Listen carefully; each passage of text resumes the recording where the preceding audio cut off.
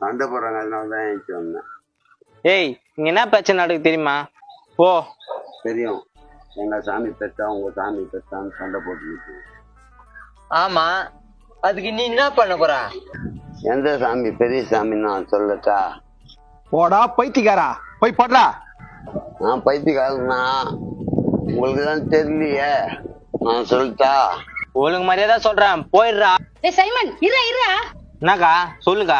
நீங்களும் சண்டை போட்டுக்கிறீங்க, அவன் என்னமோ சொல்றான்றான், சொல்லட்டுமே. சரி சொல்லு. எல்லாம் ஒரே சாமி தான், உருவம் தான் வேற வேறையா தெரியுது உங்களுக்கு.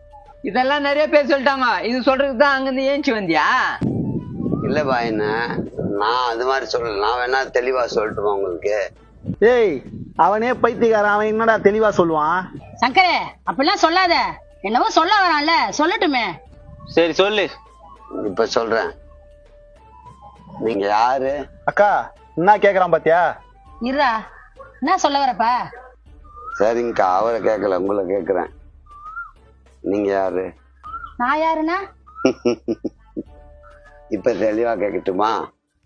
உங்க அம்மா அப்பாக்கு நீங்க யாரு? பொண்ணு. உங்க குழந்தைக்கு நீங்க யாரு? அம்மா. உங்க புருஷனுக்கு நீங்க யாரு? பொண்டாட்டி. உங்க அக்காவுக்கு நீங்க யாரு? தங்கச்சி. உங்க தங்கச்சிக்கு நீங்க யாரு? அக்கா. உங்க மாமியாருக்கு நீங்க யாரு? மருமக. உங்க பையனுக்கு கல்யாணம் ஆயிருந்தா உங்க மருமகளுக்கு நீங்க யாரு? மாமியாரு. அக்கா, அவன் என்னென்னவோ கேட்டு இருக்கான், அதுக்கும் நீங்க பதில் சொல்லிட்டு இருக்கீங்க. அதானே, எதுக்கு இதெல்லாம் என்ன கேட்டுன்னு இருக்க? சொல்றேன். உங்களை இவ்வளவு உறவு இருந்தா கூட உங்க பேர் சுந்தரி தானே? டேய் ஆமாண்டா, சொல்றா. சொல்றேன். இப்ப நீங்க எல்லாம் சுந்தரியக்கா சுந்தரிக்கான்றீங்க. இப்ப இவங்க என்ன சொல்றாங்க? நான் மாமியாருன்றாங்க, மருமகன்றாங்க, அம்மான்றாங்க, பொண்ணுன்றாங்க, அக்கான்றாங்க. இவ்வளவு சொல்றாங்களா? அப்ப போய் சொல்றாங்களா? இல்லடா, அதுவும் அவங்கதான். எப்படிப்பா ஒரே சுந்தரி அக்கா எப்படி அத்தையா, மாமியாரா, மருமகளா, பொண்ணா, அம்மாவா, அக்காவோ, தங்கச்சியோ இவ்வளவா இருக்க முடியும்? ஏதோ சொல்ல வரான், ஆனா என்னன்னு தான் எனக்கு புரியல. புரியுற மாதிரி சொல்லட்டுமா? ஒரே சுந்தரி அக்கா குழந்தைகிட்ட அம்மாவா இருக்கீங்க, உங்க அம்மா கிட்ட நீங்க குழந்தையா இருக்கீங்க, உங்க அக்கா கிட்ட தங்கச்சியா இருக்கீங்க, உங்க தங்கச்சி கிட்ட அக்காவா இருக்கீங்க, உங்க மாமியார் கிட்ட மருமகளா இருக்கீங்க, உங்க மருமகளுக்கு நீங்க மாமியாரா இருக்கீங்க. ஒரு சுந்தரி அக்காவே இவ்வளவு அவதாரமா இருக்கும் போது, அதே மாதிரிதான் கடவுளும் ஜீசஸா வராரு, அல்லாவா வராரு, ஈஸ்வரனா வராரு. ஒரே சுந்தரி அக்காவுக்கு இவ்வளவு உருவங்கள் இருக்கிற மாதிரி ஒரு கடவுளுக்கு ஏன் பல உருவங்கள் இருக்கக்கூடாது? அந்த உருவம் மட்டும்தான் வேறையே தவிர எல்லாம் ஒண்ணுதான். ஒரு சுந்தரி அக்காவை அவங்கவுங்க பார்க்கிற பார்வை வேற.